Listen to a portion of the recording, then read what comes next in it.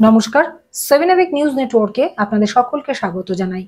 গত 9ই অগাস্ট থেকে যে নৃশংস এবং বিরলতম হত্যাকাণ্ডের ঘটনা আরজিকর মেডিকেল কলেজে ঘটেছে, তার রেশ কিন্তু ক্রমশ জনবিস্ফোরণে পরিণত হয়েছে। এই মুহূর্তে দিন রাত এক করে বিভিন্ন রাজনৈতিক দল সহ সাধারণ মানুষ, চিকিৎসক, স্কুল পড়ুয়া, কলেজ পড়ুয়া প্রত্যেকেই বিচারের দাবিতে সরব। ইতিমধ্যেই রাজ্য পুলিশের হাত থেকে হাইকোর্টের নির্দেশে সিবিআই তদন্ত হচ্ছে এই বিরলতম খুনের ঘটনার। শতপ্রণোদিত মামলা রুজু করেছে সুপ্রিম কোর্ট। আর সিবিআই তদন্তে বেশ কিছু বিস্ফোরক তথ্য উঠে আসছে, যেমন চাদর বিতর্ক, নির্যাতিতার শরীরে ঢাকা দেওয়া চাদরের রং বদলানো, এটা থেকে শুরু করে ওই হাসপাতালে নির্যাতিতার দেহ বাড়িতে নিয়ে আসা এবং সেটা নিয়ে পানিহাটি শ্মশানঘাটে পৌঁছানো পর্যন্ত এবং দেহ দাহ পর্যন্ত উপস্থিত দুজন ব্যক্তির নামে ইতিমধ্যেই বিরোধী রাজনৈতিক দলগুলি বিতর্কিত বিভিন্ন প্রশ্ন তুলেছে। তাদের মধ্যে একজন হচ্ছেন পানিহাটি পৌরসভার 17 নম্বর ওয়ার্ডের পৌরপিতা তথা সিআইসি সোমনাথ দে। আমরা সরাসরি আজ সোমনাথ দের কাছে পৌঁছে গেছি। আমরা তার কাছ থেকে শুনবো এই যে বিতর্কিত কথাবার্তা বলা হচ্ছে বা তাকে কটাক্ষ করা হচ্ছে বা তার দিকে আঙুল তোলা হচ্ছে, দেহ দাহ থেকে শুরু করে বাড়িতে দেহ পৌঁছানো, ঠিক কি ঘটেছিল, তিনি কি বলবেন, সরাসরি তার মুখ থেকে শুনবো। সোমনাথ দা, সেদিন ঠিক কখন খবরটা, কিভাবে খবরটা পেয়েছিলেন? প্রথমে আমি দুজন সাংবাদিক মাধ্যমে খবরটা পাই, কারণ 9ই আগস্ট ভারত ছাড়ো আন্দোলনের প্রোগ্রাম ছিল আমাদের 16 নম্বর ওয়ার্ডে, আমরা সবাই সেখানে ছিলাম। সেখানে দুজন সাংবাদিক ফোন করে বলল যে পানিহাটিতে এরকম একটা মেয়ে মারা গেছে, ডাক্তার মেয়ে, আরজিকর হসপিটালে, একটু তার বাড়িটা কোথায় যদি জানতে পারি তাহলে আমরা সবাই যাবো। আমি যে আমার কাছে এই খবর পাইনি। এবার আমাকে সাংবাদিকরা ফোন করাতে আমি বলতে পারিনি, কারণ আমি সকাল থেকে রক্তদান শিবিরে তখন বিভিন্ন প্রোগ্রামে ছিলাম। ঠিক 1:13 পরে আমি টাইমটা দেখলাম, আমার মোবাইলে ফোন এসেছিল, কিন্তু তখন বক্তব্য রাখছিলাম বলে আমি ফোনটা ধরতে পারিনি। পরের মুহূর্তে আবার ফোন আসাতে আমি ধরেই, আমারই এক পরিচিত, আমারই বন্ধু, আমার কাম দাদা, আমার পাড়ার লোক, সে আমাকে ফোন করে বলে যে আমার মেয়েকে মেরে ফেলা হয়েছে, আরজিকর হসপিটালে মারা গেছে, হাউ হাউ করে কাঁদছে, শঙ্কুদা তুমি কোথায়, তুমি আসো। এটা তখন ঠিক 1:13 বাজে। আমি একটু তখন সাইলেন্ট মুডে চলে গেছিলাম, কারণ আমি যার কথা বলা হয়েছে ছোটবেলার থেকে সেই পরিবারটাকে আমি চিনি এবং মেয়েটাকেও ছোটবেলার থেকে আমি চিনি, এবং মেয়েটার সমস্ত সার্টিফিকেট, যখন তার ডোমিসিয়াল সার্টিফিকেট, তার ইনকাম সার্টিফিকেট, তার রেসিডেন্সিয়াল সার্টিফিকেট সবটাই আমার হাতে করে দেওয়া, কারণ তখন 34-এর কাউন্সিলর ছিলাম আমি। কাউন্সিলর ছাড়াও আমরা এক পাড়াতেই বড় হয়েছি প্রায়, এবং সকাল বিকাল প্রতিদিনই তার বাবার সঙ্গে দেখা, ওঠা বসা আমাদের সবার সাথে, তার ভাইদের সঙ্গে, তার বাবার সাথে, তার ভাগ্নেদের সাথে, সবার সাথে একটা পারিবারিক রিলেশন বা যোগাযোগ। এবং যখন খবরটা পাই আমি সত্যি একটু ভেঙে পড়লাম। আমি ওখানে, আমাদের সমস্ত কাউন্সিলররা ছিল, মাননীয় বিধায়ক সাহেবও ছিলেন, আমি সবার সাথে শেয়ার করলাম ঘটনাটা, করে মনটা ভারাক্রান্ত নিয়ে বাড়িতে এলাম। বাড়িতে এসে ওয়াইফকে বললাম যে এই ঘটনা ঘটেছে। ওয়াইফও চিনত মেয়েটাকে। বলার পর বললাম যে তুমি আমাকে সুগারের ওষুধ দাও, একটু কিছু খাবার দাও, আমি সকাল থেকে খাইনি, খেয়ে তাহলে আমি একটু হসপিটালে যাই। বলতে বলতে আমি ওখানে সঞ্জীব মুখার্জিকে ফোন করলাম। সঞ্জীব মুখার্জি হসপিটালে, ওর বাবাই আমাকে বলেছিল যে সঞ্জীব দাকে বলেছি, সঞ্জীব দা আসছে এক্ষুনি। আর একটুকু বেশি ওর বাবার সাথে কথা বলতে পারিনি, কারণ হাউ হাউ করে কাঁদছে। আমি সঞ্জীবকে তখন ফোন করলাম। সঞ্জীব বললো, শঙ্কু আমি ঢুকছি হসপিটালে, ঢুকে আমি ডিটেলসটা জেনে তোকে ফোন করছি। আপনি যখন রক্তদান শিবিরে এই খবরটা জানতে পারেন, নির্যাতিতার বাবা আপনাকে ফোন করে বলেন, আপনি কি বিধায়ক সাহেবকে বলেছিলেন? তিনি তো সেখানে উপস্থিত ছিলেন। হ্যাঁ হ্যাঁ, বিধায়ক সাহেব এবং সমস্ত কাউন্সিলরদের আমি সেটা শেয়ার করি যে এই ব্যাপার, এই মেয়েটি মারা গেছে। মেয়েটি আমার 34 নম্বর ওয়ার্ডের অম্বিকা মুখার্জি রোডে কালীবাড়ির উল্টো দিকে বাড়ি, এবং মেয়েটির সমস্ত সার্টিফিকেট আমাদের হাতে করা, এবং খুবই পরিচিত পরিবার আমাদের। এটা সবার সাথেই আমি শেয়ার করি। করে আমি যখন বাড়িতে আসি, তারপর সঞ্জীবের সাথে কথা বলি। বলার পর আমি নিজেকে আর ঠিক রাখতে পারিনি। কোনো রকম একটু সুগারের ওষুধ খাওয়ার পরে আমি হসপিটালে যাওয়ার জন্য বাড়ি থেকে বেরাবো, এরকম প্রোগ্রাম নেই। মাননীয় বিধায়ক সাহেব আমাকে বলেন ফোন করে যে তুই কোথায়? আনলাম যে আমি বাড়িতে এসেছি, এই রেডি হচ্ছি হসপিটালে যাবো বলে। বললো তুই দাঁড়া, তাহলে আমিও যাবো। আনলাম তাহলে মিউনিসিপ্যালিটির সামনে দাঁড়াচ্ছি, আমার কোনো গাড়ি ছিল না। তাই এমএলএ সাহেব গাড়ি নিয়ে এলো, সেই গাড়িতেই এমএলএ সাহেবের সাথে আমি হসপিটালে গেলাম। তখন রওনা দিয়েছি আমি 3:30 নাগাদ। হসপিটালে পৌঁছেছি 4:10-15 হবে, 4:10-5 এরম হবে। যেতে যেতে সঞ্জীব মুখার্জির সাথে আমার 3-4 বার ফোনে কথা হয় যে কী পরিস্থিতি, কী ব্যাপার, কেন এরকম হচ্ছে। তখন ও আমাকে ডিটেলসটা বললো। পুরো পুলিশ ঘিরে রেখেছে, স্টুডেন্টরাও ঘিরে রেখেছে, কর্ডন করে রেখেছে। স্টুডেন্টরা 8 দফা দাবি দিয়েছে, যে দাবি মেনে পোস্টমর্টম হবে। তার মধ্যে দাবিগুলো যে কোনো ম্যাজিস্ট্রেটের উপস্থিতিতে পোস্টমর্টম করতে হবে, ভিডিও ফটোগ্রাফি করতে হবে পুরোটা, ডাক্তারদের প্রেজেন্স ওখানে রাখবে, স্টুডেন্টদের উপস্থিতি থাকবে এবং বাড়ির লোকের উপস্থিতি থাকবে, ফরেন্সিক ডিপার্টমেন্টের বোধহয় থাকবে। এরকম 8 দফা দাবি দিয়েছে পোস্টমর্টমের জন্য। আলাম এটা কি সবাই মেনেছে? আমার সাথে টেলিফোনে কথা বলতে হতে যাচ্ছি তখন আমি। সঞ্জীব বলছে হ্যাঁ এটা মেনেছে, এবং জয়েন্ট সিপি মুরলীধরের নেতৃত্বে পুরো পুলিশ ঘিরে রেখেছে, পুরো ব্যারিকেড করে, এবং এটা বাড়ির লোক এবং পুলিশ প্রশাসন এবং হসপিটাল মেনে নিয়ে পোস্টমর্টমের জন্য রেডি হচ্ছে। বললাম ঠিক আছে, তাহলে আমি আর এমএলএ সাহেব আমরা যাচ্ছি। বললো তাহলে খুব ভালো হয়, এখানে কেউ নেই, আমি একা, মা বাবাকে সামলাতে পারছি না। বললাম ঠিক আছে। এই বলতে বলতে আমরা 4:05 হসপিটালে পৌঁছাই। যখন হসপিটালে পৌঁছে, যখন আমি সঞ্জীবকে আবার ফোন করি কোথায় আছিস, বললো আমরা সেমিনার হলের বাইরে রয়েছি। আমরা তখন ওই বাইরে পৌঁছাই, দেখলাম পুরো পুলিশটা ঘেরা রয়েছে, ডাক্তারবাবুরা রয়েছেন, সমস্ত আধিকারিকরা রয়েছে, বডি পোস্টমর্টমের জন্য নিয়ে যাওয়ার জন্য রেডি হয়ে বেরাচ্ছে। ওর বাবা আমাকে দেখে জড়িয়ে ধরে হাওয়াও করে কান্না। ওর বাবাকে আমরাও জড়িয়ে ধরলাম। ধরার পর ওর বাবার পাশে আমি বসলাম, এবং পাশে বসলেন প্রিন্সিপাল সেক্রেটারি হেলথ ডিপার্টমেন্টের নারায়ণ শর্মা নিগম সাহেব। কথা হলো। বিধায়ক সাহেব ছিলেন, পেছনে দাঁড়ানো পুলিশ কমিশনার ছিলেন, মুরলীধরন সাহেব ছিলেন, এবং পুলিশের ডিসি, সব আধিকারিকরা রয়েছেন ওখানে। এখন সবাইকে তো আমাদের চেনা সম্ভব না। আর আচ্ছা, সেক্ষেত্রে মুখ্যমন্ত্রীর কোনো ফোন আসেনি? হ্যাঁ, মুখ্যমন্ত্রী, তার আমরা যাওয়ার আগেই মাননীয় মুখ্যমন্ত্রী পুলিশ সুপার পুলিশের সিপি সাহেবকে ফোন করে, তার ফোন থেকে বাড়ির মা বাবার সাথে কথা বলে, এবং সেটা আমি মানে মেয়ের বাবার সাথে কথা বলি। বললো হ্যাঁ মাননীয় মুখ্যমন্ত্রী ফোন করেছেন, আমাদের সাথে কথা হয়েছে, এবং আমরা যা চাই এবং যেভাবে উনি বলেছেন যে বিচার হবে, এবং আপনার মেয়েকে যারা মেরে ফেলেছে বা হত্যা করেছে তাদের যথোপযুক্ত ব্যবস্থা তিনি গ্রহণ করেছেন। এটা নির্যাতিতার বাবা মায়ের সাথে বাবার সাথে কথা হলো আমার। বিধায়কের সাথে কোনো কথা হয়েছে? হ্যাঁ, বিধায়কের সাথেও এটাও কথা হলো, ওর বাবার সাথে। তখন একসাথেই আমরা দাঁড়ানো। বাবা বিধায়কের সাথে কথা বলেছে? সেটা বিধায়ক সাহেব বলতে পারবেন, সেটা আমি বলতে পারবো না, কারণ আমি ওর বাবার সাথেই তখন বসা পাশে। বলতে বলতে বডি পোস্টমর্টমে নিয়ে চলে যায়, এবং বডি পোস্টমর্টম যখন নিয়ে চলে যায় তখন আমরা সবাই ওর মা বাবাকে নিয়ে, বিধায়ক সাহেব সহ সবাই আমরা নিচে নেমে আসি, এবং পুলিশ পুরো জায়গাটাকে সিল করে রেখে দেয়, এবং তারা তাদের যে সরকারি কাজ সেটা তারা করতে থাকে। আমি নিচে নেমে এসে, আমরা তখন ওর মা বাবাকে নিয়ে অ্যাডমিনিস্ট্রেটিভ বিল্ডিংয়ের ঠিক উল্টো দিকে আমরা বসি। ওর মা বলে এই অ্যাডমিনিস্ট্রেটিভ বিল্ডিংয়ে আমার মেয়েকে ভর্তি করবার জন্য আমরা এসেছি। হাওয়াও করে কাজ পাশে, আমরা সকলে মিলে তার পাশে সান্ত্বনা দেওয়ার জন্য।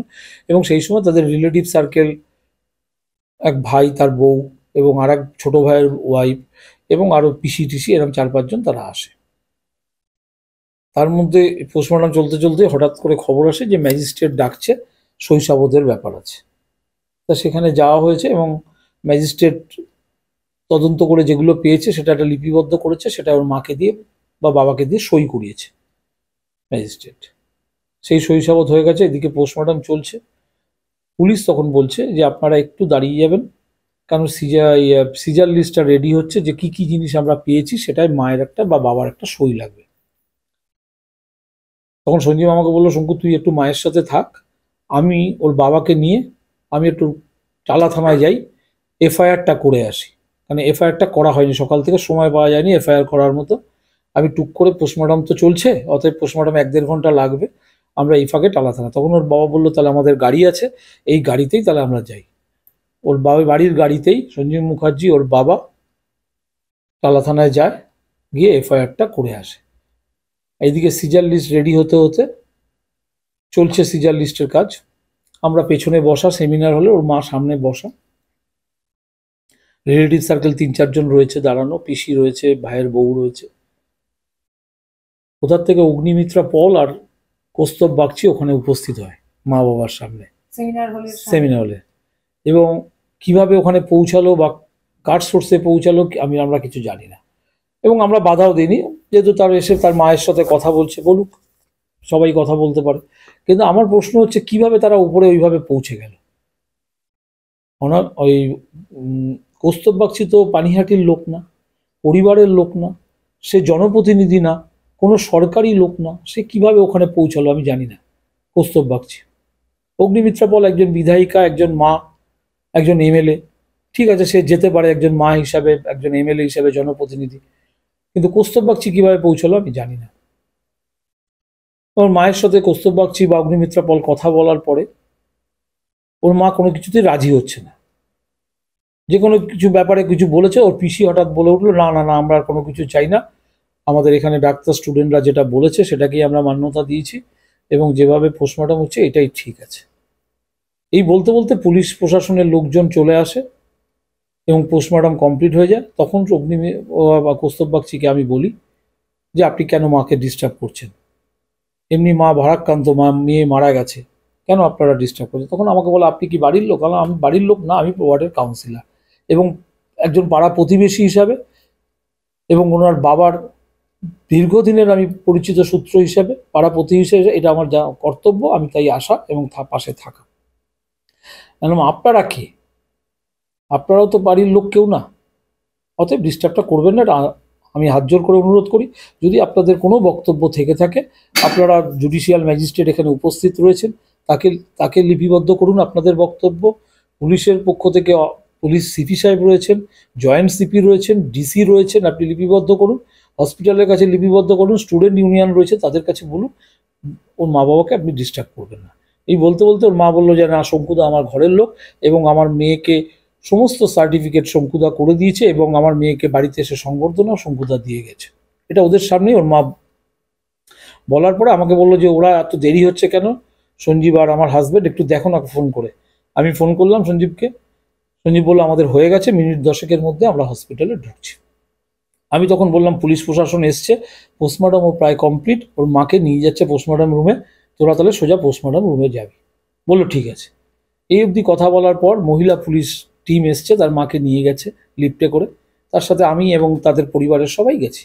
পোস্টমর্টম রুমে তারা গেছে, গিয়ে ওর মা বডি হ্যান্ডওভারের চিঠিতে সই করে বডি নিয়েছে এবং পোস্টমর্টম হয়ে যাবার পর যেটা ক্রিমেশনের সার্টিফিকেট দেয়, সেই ক্রিমেশন সার্টিফিকেট ওর মা সই করে সেটা নিয়েছে। নেওয়ার পরে সঞ্জীব আর ওর বাবা ততক্ষণে চলে আসে। তখন সঞ্জীব মুখার্জি এবং ওর বাবা বলে যে তাহলে আমরা আমাদের গাড়িতে উঠি, যে নীল রঙের যে গাড়িটা ওদের বাড়ির গাড়ি, যেটাতে করে মেয়ে হসপিটালে আপ ডাউন করতো, সেই গাড়িতে ওর মা বাবা এবং যে ছেলেটির সাথে বিয়ের ঠিক হয়েছিল, যদি খুব ভুল না হয়, সেই ছেলেটা গাড়িতে ওঠে এবং মানুষ বলে যে ছেলেটা ওর পাড়া প্রতিবেশী হিসাবে এসেছিল এবং পোস্টমর্টমেও সে সম্ভবত ছিল বাড়ির প্রতিনিধি হিসাবে, সেও গাড়িতে ওঠে। গাড়িতে ওঠার পরে সঞ্জীব মুখার্জি বললো আমি তো বাইক নিয়ে এসেছি, আমি বাইক নিয়ে যাচ্ছি। তাহলে আমি কি করে যাব? আমি এই চিন্তা করতে করতে আর রিলেটিভ সার্কেলের লোকরা বললো যে আমরা তাহলে এখান থেকে একটা অন্য গাড়ি নিয়ে নিচ্ছি বা বাসে যাচ্ছি, বলে ওরা বেরিয়ে চলে গেছে রিলেটিভ সার্কেল। তখন পুলিশ প্রশাসনের লোক বলছে যে তাহলে ডেড বডির যে গাড়িটা যাচ্ছে, ড্রাইভার বলছে একজন বাড়ির লোককে কাউকে যদি দেয়া যায় ডেড বডির গাড়িতে, তাহলে আমাদের পক্ষে সুবিধা হবে বাড়ি চিনতে, কারণ বাড়ি তো আমরা কেউ চিনি না। তখন আমাকে ওখান থেকে বলা হলো যে সোমনাথবাবু, আপনি তো কাউন্সিলর এলাকার এবং বাড়ির লোক, আপনি যদি গাড়িতে ওঠেন। ঠিক আছে, একজন পাড়া প্রতিবেশী হিসাবে এটা আবার দায়িত্ব বা সামাজিক কর্তব্যের মধ্যে পড়ে। আমি গাড়ির পেছনের সিটে উঠে বসেছি, আমার পাশে ওই পুলিশের একজন লোক রয়েছে এবং সামনের সিটে ড্রাইভার এবং গাড়ির হেল্পারও রয়েছে। আচ্ছা, এখানে একটা প্রশ্ন আসছে, আপনারা যখন ওইখানে পৌঁছলেন দুপুরবেলা, পৌঁছতে পৌঁছতে বিকেল হয়ে গিয়েছিল, 4টের পরে পৌঁছলেন, তখন সেমিনার রুমে আপনি কি দেহ দেখতে পেয়েছিলেন? আপনি কি দেখেছিলেন গিয়ে? না, আমি দেহ দেখতে পাইনি, কারণ দেহ তখন পুরোটাই পুলিশ ঘেরা, পুলিশ এবং ডাক্তারদের দিয়ে পুরোটাই ঘেরা রয়েছে। দেহ তখন ওই বডি তখন ওই ঘরে ছিল, কিন্তু পুরোটাই ঘেরা, কর্ডন করা রয়েছে, সাদা কাপড় দিয়ে পুরো কর্ডন করা রয়েছে এবং নার্সরা এবং ডাক্তাররা তারা পোস্টমর্টমে নিয়ে যাওয়ার জন্য পুলিশ গার্ড দিয়ে তখন বডি রেডি করছে নিয়ে যাওয়ার জন্য। আমরা বডি দেখিনি, আমরা দেখেছি সাদা কাপড় দিয়ে পুরো বডি ঢাকা, ট্রলিতে করে বডি পোস্টমর্টমে নিয়ে যাচ্ছে, এটা আমরা দেখেছি। আপনি যে সববাহী গাড়িতে উঠে এলেন, তার আগে বাবা মার গাড়ি কি বেরিয়ে গিয়েছিল ওখান বাবা থেকে? মার গাড়ি বেরিয়ে গেছে, বাবা মার গাড়ি বেরিয়েছে, পেছনে পেছনে আমাদের এই গাড়িটাও বেরিয়েছে। আমাদের গাড়ির সাথে সামনে দুখানা কনভয় ছিল। আপনারা যারা ওখানে সেই সময় ভিডিওটা দেখে থাকবেন, যদি কোনো চ্যানেল দেখিয়ে থাকে, সামনে দুটো গাড়ির কনভয় রয়েছে, পাইলট কার, একটা লালবাজার বোধহয় আর একটা বোধহয় টালা থানা।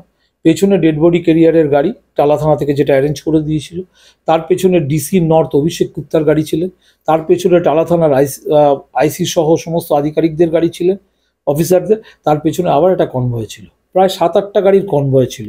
বিধায়কের গাড়ি কোথায়? বিধায়কের গাড়ি অন্য গেট দিয়ে বেরিয়েছে, যেহেতু বিধায়কের গাড়ি পোস্টমর্টমের দিকে ছিল না, বিধায়কের গাড়ি ছিল সরকারি গাড়ি যেখানে রাখে সেখানে ছিল, যার জন্য আরেকটা অপোজিট সাইডে যে গেটটা আছে সেই গেট দিয়ে বিধায়কের গাড়ি বেরিয়েছে। তাহলে বাবা মার গাড়ি আগে বেরোনোর সত্ত্বেও সববাহী গাড়ি আগে পৌঁছলো, অথচ বাবা মা বললো তখনও টালা থানায় বসে আছে, তার মেয়ের বডি সববাহী গাড়ি যখন বাড়িতে পৌঁছে গেছে তারা জানেনই না। হ্যাঁ, এটা বলছি, বাবা মার গাড়ির সঙ্গে পুলিশের কনভয়টা ছিল না। এই গাড়িটার সাথে যেহেতু কনভয়টা ছিল, যার জন্য পুলিশ সামনে কনভয়ে থাকলে অটোমেটিক গাড়ি ফাস্ট হয়ে যায়, লাল লাইট নীল লাইট জ্বলছে, হর্ন বাজছে, স্কট করা রয়েছে, গাড়ি আগে এগিয়ে গেছে, বাবা মার গাড়িটা পিছিয়ে গেছে। কিন্তু বাবা মার সাথে আমার কথা হয়েছে যেতে যেতেই, যে আপনারা কোন দিকে আছেন, বলছে আমরা টালা ব্রিজ ক্রস করছি। আমার মোবাইলেও রয়েছে রেকর্ড করা, যে আমি টালা ব্রিজ ক্রস করছি। বললাম ঠিক আছে, আপনি টালা ব্রিজ ক্রস করছেন, আমরা বডি নিয়ে কিন্তু এগিয়ে যাচ্ছি। বললো ঠিক আছে। তারপরে আবার ফোন করলাম, বললো হ্যাঁ একটু জ্যামে পড়েছি, আমরা রবীন্দ্র ভারতীর সামনে যাচ্ছি। এই অবধি আমার সাথে কথা হয়েছে। যখন রবীন্দ্র ভারতীর সামনে, তখন আমাদের গাড়ি হচ্ছে স্মৃতির মোড়ের কাছাকাছি।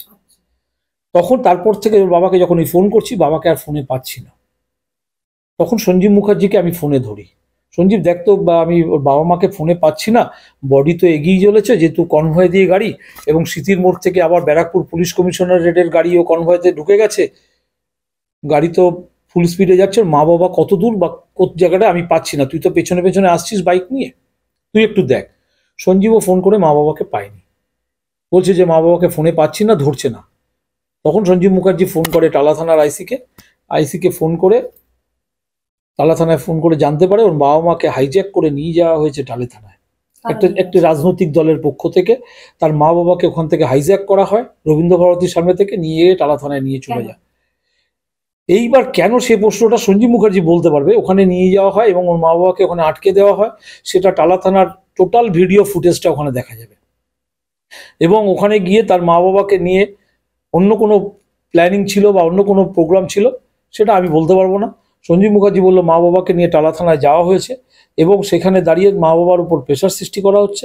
আমি টালা থানায় পৌঁছে গেছি এবং তার মা বাবার সাথে কথা বলে পাড়ার লোকরাও সহযোগিতা করেছে এবং ওর মা বাবাকে নিয়ে আমরা রওনা দিচ্ছি। তখন ওর মা বলছে আমি কোনো কিছু জানি না, আমি আমার মেয়ের কাছে যেতে চাই। তখন সঞ্জীব বলেছে আপনার মেয়ের বডি বেরিয়ে গেছে, মেয়ের বডি বাড়ির সামনে আছে, আপনি তাড়াতাড়ি চলুন। মা বাবাকে নিয়ে সঞ্জীব বাইক ওখানে ফেলে দেয়, মানে ওখানে স্ট্যান্ড করে রাখে টালা থানার সামনে। ওই গাড়িতে ওর সঞ্জীব মুখার্জি উঠে ওই মা বাবাকে নিয়ে গাড়ি করে বাড়ির সামনে আসে। বাড়ি ডেড বডি তার বাড়ির সামনে রাখা ছিল এবং পুরোটাই পুলিশ পুরো ঘিরে রেখেছিল এবং পাড়ার লোকটাও সব ছিল। এরপরেই যে বিতর্কিত প্রশ্নটা উঠছে যে বিধায়ক নির্মল ঘোষের উপস্থিতিতে, আপনার উপস্থিতিতে তড়িঘড়ি ওই দেহ পানিহাটি শ্মশানঘাটে নিয়ে যাওয়া হয় এবং দুটো বডি বাকি থাকতে এই বডিটা আগে পুড়িয়ে দেওয়া হয়। এখানে আমরা আরেকটা জিনিসও আপনার সামনে বলবো, যে এই যে আমরা এই যে কাগজটা দেখতে পাচ্ছি শ্মশানঘাটের কাগজ, এখানেও আপনার নাম লেখা আছে। এই পুরো বিস্তারিত আপনি জানান যে ওখান থেকে তড়িঘড়ি কি সত্যি শ্মশানঘাটে দেহ পৌঁছেছিল, বা দেহ দাহের কি এত তড়িঘড়ি ব্যবস্থা করা হয়েছিল? বডি বাড়িতে পৌঁছানোর প্রায় মিনিট 20 পরে মা বাবা আসে। 20 মিনিট 25 মিনিট ওখানে বডি ছিল, পাড়ার লোকরা সমস্ত কিছু ঘিরে রেখেছিল, সবাই ছিল। বডি তারপরে মা বাবা আসার পরে মা বলল বডি নিয়ে ওপরে মেয়ের ঘরে নিয়ে যেতে, এবং পাড়ার লোকরা বডি কাঁধে করে নিয়ে বডি দোতলায় তার মেয়ের ঘরে নিয়ে যায় এবং ওখানে সমস্ত লোক বেরিয়ে আসে এবং তার রিলেটিভ সার্কেল এবং মা বাবা থাকে মেয়েটার সাথে। প্রায় আধ ঘন্টা 40 মিনিটের মতো বডি ওখানে থাকে ওপরে, এবং সমস্ত রাজনৈতিক দলের নেতা কর্মীরা সবাই নিচে দাঁড়ানো। আমরা সমস্ত রাজনৈতিক দল, আমি সে সিপিএম হোক, কংগ্রেস হোক, বিজেপি হোক, তৃণমূল হোক, সবাই নিচে দাঁড়ানো। পাড়া প্রতিবেশী একজন মারা গেছে, তার পাশে থাকাটা হচ্ছে আমরা নৈতিক দায়িত্ব বা কর্তব্য বলে মনে করেছি। আমরা সবাই নিচে দাঁড়ানো। আমি বললাম যে কাউকে উপরে যেতে হবে না, তার মা বাবা মেয়ের সাথে সময় থাকুক, তার পরিবারবর্গ একটু কান্নাকাটি করুক যাতে তাদের মনটা হালকা হয়। আধ ঘন্টা 40 মিনিট থাকার পরে তারা তাদের যে সমস্ত কাজকর্ম করার পরে সঞ্জীবকে ডেকে বললো যে এরকম মা, যে বডি নিয়ে যাওয়ার জন্য। তারপরে বডি ওপর থেকে নিচে নামানো হয়েছে এবং দেখবেন আপনারা ছবিতে সঞ্জীব নিজে কাঁধে করে বডি নামাচ্ছে। এবং আমি বলছি, নামানোর পরে বডি যখন আবার ডেড বডি ক্যারিয়ারে তোলা হয়, ওর মা বাবা তখন বেরিয়ে এলো, বললো যে আমরা শ্মশানে যাব, এবং তারা তাদের নিজেদের গাড়িতে ওঠে এবং সঞ্জীব মুখার্জিও তখন ওর মা বাবার সাথে ওর গাড়িতে ওঠে এবং সেই ওর মা বাবার গাড়ি এবং ডেড বডির গাড়ি একদম একসাথে গেছে, গিয়ে শ্মশান ঘাটে পৌঁছেছে। শ্মশান ঘাটে পৌঁছানোর পর দেখা যায় যে একটা বডি অলরেডি ঢোকানো আছে, সেটা পড়তে প্রায় 30 মিনিটের ওপর টাইম লাগবে। আরেকটা বডি রয়েছে। পোস্টমর্টমের বডির ক্ষেত্রে হয় কি, পোস্টমর্টমের বডি যদি শ্মশানে যায় সেক্ষেত্রে সবসময় ফার্স্ট প্রেফারেন্স পোস্টমর্টমের বডিকে দেওয়া হয়। অন্য কোনো বডি থাকলে তাদেরকে রিকোয়েস্ট করা হয় যেটা পোস্টমর্টমের বডি আছে এটাকে কনসিডার করা হোক। কিন্তু এক্ষেত্রেও আমরা সেইভাবে কাউকে জোর করিনি, কাউকে প্রেশার দিইনি, কাউকে বলিনি। কেন বলতে যাব? তার মা বাবা যেখানে উপস্থিত রয়েছে, তার আত্মীয় স্বজন যেখানে উপস্থিত রয়েছে, তারা যেটা মনে করবে সেটাই হবে। তার মা বাবার উপস্থিতি, তার মা বাবার প্রেজেন্সে আমি বললাম কাজ কে করবে, ওর মা বললো আমি কাজ করবো, ওর বাবার হাই প্রেশার, করবে না। তা হলো আপনাকে ছুঁয়ে থাকুক বাবা। তারপরে বডি নামানো হলো, বডি নিয়ে গিয়ে ট্রলিতে রাখা হলো।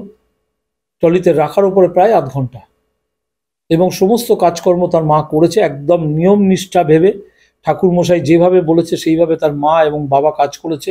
আত্মীয় স্বজন থেকে সে ঘি মাখানো থেকে শুরু করে চন্দন কাঠ সবটাই তারা করেছে। করার পরে যখন তার মায়ের পারমিশন নিয়ে সেই বডিটা দাহ কমপ্লিট হয়েছে, তখন তার বডি ঢোকানো হয়েছে। পুরোটাই পুলিশ প্রশাসন, পুরো একদম সবাই ছিল ওখানে, কেউ জোর করেনি, কেউ কাউকে বলেনি জোর করবার জন্য। একটা ওখানে সাইনটা হচ্ছে, দেখুন পাড়ার কেউ মারা গেলে তার মা বাবা কোনোদিন সাইন করে না, কোনোদিন সাইন করে না। তার মা বাবা বা কোনো হাজবেন্ড মারা গেলে তার বউ গিয়ে কখনো শ্মশান ঘাটে সই করে না। এটা পাড়া প্রতিবেশী বা আত্মীয় স্বজন বা ক্লাবে যারা থাকে, যারা বডি নিয়ে যায়, এটা হচ্ছে সংবাদদাতা হিসাবে তার নাম। দেখুন, সংবাদদাতা হিসেবে সঞ্জীব মুখার্জির নাম রয়েছে এবং মা বাবার কনসেন্টেই সঞ্জীব মুখার্জি ওই পোস্টমর্টমের কাগজটা নিয়ে গিয়ে জমা করেছে এবং সংবাদদাতা হিসেবে সঞ্জীব মুখার্জির নাম, সেই জন্য সে সই করেছে। আর ওপরে যেটা লেখা রয়েছে সোমনাথ দে, শ্মশান ঘাটে কোনো কিছু দাহ করতে হলে যদি সেটাকে ফ্রি হয়, তাহলে যে কোনো কাউন্সিলর বা যে কোনো আধিকারিকের নাম ওখানে লিখতে হয়। নাহলে আগামী দিনে যখন অডিট হবে তখন তাকে জিজ্ঞাসা করবে যে এটা ফি হয়েছিল, কি কারণে ফি হয়েছিল, কে ফি করেছিল, তখন কিন্তু শ্মশান ঘাটে যে একটা কাগজটা করে সে বলতে পারবে না। তার জন্য ওপরে লেখা থাকে। এবং আপনারা যদি যান, শ্মশান ঘাটের গত 1 মাস বা 2 মাসের কাগজ পুরো বই আপনাদের কাছে ফেলে দেবো, দেখে নেবেন। আমাদের প্রত্যেকটা কাউন্সিলরের নাম ওপরে প্রায় লেখা আছে। 12 নম্বর ওয়ার্ডে গেলে 12 নম্বর ওয়ার্ডের কাউন্সিলর ফোন করে এটা ফি করে দেন, গরিব মানুষ, করে দিল। আমার ওয়ার্ড থেকে গেলে আমি বলি ফোন করে যে এটাকে ফি করে দাও, গরিব মানুষ ভোলাকে, যে ভোলা এটা ফি করে দে, গরিব মানুষ আছে, ফি করে দে আমার নাম লিখে। চেয়ারম্যানের ওয়ার্ড থেকে গেলে চেয়ারম্যান ফোন করে দেয়, সম্রাটের ওয়ার্ড থেকে গেলে সম্রাট ফোন করে দেয়, 14 নম্বর ওয়ার্ড থেকে গেলে তীর্থঙ্কর ঘোষ ফোন করে দেয়, 16 নম্বর ওয়ার্ড থেকে গেলে ভাই ফোন করে দেয়, 13 নম্বর ওয়ার্ড থেকে গেলে গোবিন্দ। এরকম দেখবেন, আপনারা যদি মনে করেন আমি আপনাদের লাস্ট 2 মাসের বই পুরো খুলে দেখিয়ে দেবো, যেরকম প্রতিটা জায়গায় এরকম কাউন্সিলরের লেখা আছে নাম বা কোনো আধিকারিকের নাম লেখা আছে, যেটাকে ফুল ফ্রি করা হোক, এই হিসাবেই লেখা, আর কিন্তু কোনো কিছু না। কারণ ওই শ্মশান ঘাটে দাঁড়িয়ে কারোর মনোবৃত্তি আসবে না যে তার বাবাকে গিয়ে বলবো 400টা টাকা দিন আপনার মেয়েকে দাহ করবো। এটা সামাজিক ন্যায় বা কর্তব্যের মধ্যে পড়ে না। আমি একজন পাড়ার প্রতিবেশী হিসাবে, আমার মেয়ের বয়সী, এই মেয়ে, আমার মেয়েও WBCS করছে, সিভিল সার্ভিস পড়ছে, আমি মেয়ের দিব্যি দিয়ে বলছি আমরা কেউ তাড়াহুড়ো করিনি, কেউ কিছু করিনি। আর আমি ভগবানে বিশ্বাসী, জগন্নাথ দেব, আমি প্রতি বছর রথে সেখানে থাকি, সেই প্রভুর আশীর্বাদ নিয়ে বলছি যে এই মেয়েকে যারা হত্যা করেছে, যারা খুন করেছে, যারা নৃশংস অত্যাচার করেছে, তার চরম থেকে চরমতম শাস্তি হোক। তাতে আমাদের যদি সহযোগিতা যেটা লাগবে তার বাড়ির লোক চাইবে, সেটা আমরা সহযোগিতা করব। কারণ আমার মেয়ে আর এই মেয়ে একই বয়সী প্রায়। অতএব এই মেয়ে আমার ঘরের মেয়ে, আমার ঘরের মেয়েকে কেউ খুন করে চলে যাবে, কেউ করে চলে যাবে, সেটা আমরা কখনোই সহ্য করব না।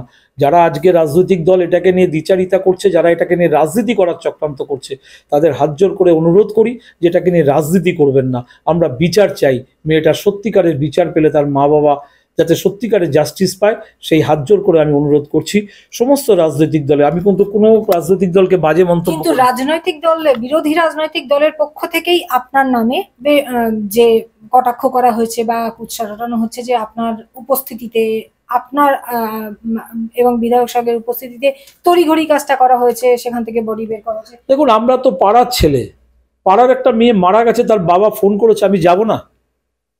আমি যদি কালকে না যেতাম, তার মা বাড়ির লোক তো বলতে পারতো যে কাউন্সিলরকে ফোন করেছি, কাউন্সিলর এলো না। লোকাল এমএলএ একটা মেয়ে মারা গেছে, লোকাল এমএলএ একবারের জন্য এলো না। তা আমি কাউন্সিলর, আমি যাব না? আমার পাড়ার মেয়েটা মারা গেছে, আমার বাড়ির মেয়েটা মারা গেছে, আমি যাব না? এটা কি বিজেপি কি বললো, কে কি বললো, সেটা আমি লক্ষ্য রাখি না। আগামী কালকে যদি আবার একটা কোনো কারোর অঘটন ঘটে, আবার আমি ছুটে যাব। যেমন সৌম্যব্রত দে মারা গেছে 21শে জুলাই, সকাল থেকে রাত্রির অবধি আমরা, রাত্রিবেলা যখন মারা গেছে খবর পেয়েছি, সঙ্গে সঙ্গে আমরা খর্দা থানায় ছুটেছি। তারপরের দিন সকাল থেকে খর্দা থানা, ঘোলা থানা, ব্যারাকপুর মর্গ থেকে করে বডি নিয়ে আসা, দাহ করা, পুরোটাই আমরা করেছি। দেখবেন আমাদের সমস্ত নাম ভিডিওতে পাবেন।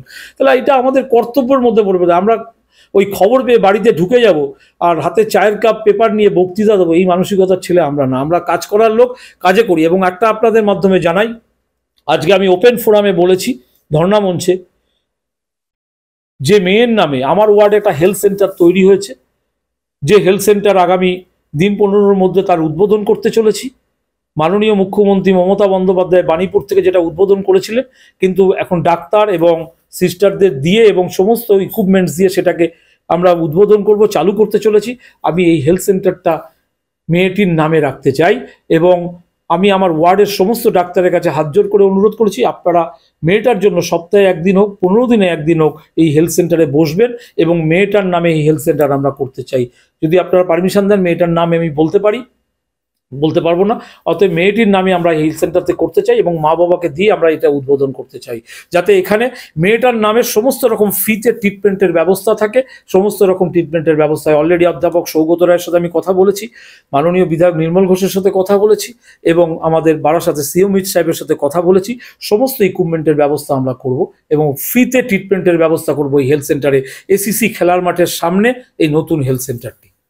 আমরা কথা বললাম সোমনাথদের সাথে। আপনারা শুনলেন যে যে বিষয়গুলো নিয়ে সোমনাথ দে ওই ওয়ার্ডেরই প্রাক্তন কাউন্সিলর, বর্তমানে পানিহাটি পৌরসভা 17 নম্বর ওয়ার্ডের পৌরপিতা এবং সেই সময় বিধায়ক নিজে তার সাথে উপস্থিত ছিলেন। সে এবং আরজিকর মেডিকেল কলেজ থেকে দেহ সববাহী গাড়িতে করে নিয়ে আসা এবং সেই গাড়িতে ছিলেন সোমনাথ দে এবং সেখান থেকে পানিহাটি শ্মশানঘাটে পৌঁছানো, পুরোটাই একজন কাউন্সিলর হিসেবে, একজন প্রতিবেশী হিসেবে তিনি করেছেন এবং সম্পূর্ণ নির্যাতিতার বাবা মায়ের পারমিশন নিয়ে, বাবা মায়ের অনুরোধে বলা চলে। আমরা পুরোটাই সরাসরি তার মুখ থেকে শুনলাম। যে বিতর্কগুলো উঠেছে, যে কটাক্ষগুলো করা হচ্ছে বিরোধী রাজনৈতিক দলের পক্ষ থেকে, সম্পূর্ণটা নস্যাৎ করে তিনি জানালেন যে তিনিও একজন মেয়ের বাবা, তাই সন্তান সম বেদনার সঙ্গে নিয়েই কিন্তু এই কাজগুলো তিনি দায়িত্ব কর্তব্য হিসেবে পালন করেছেন।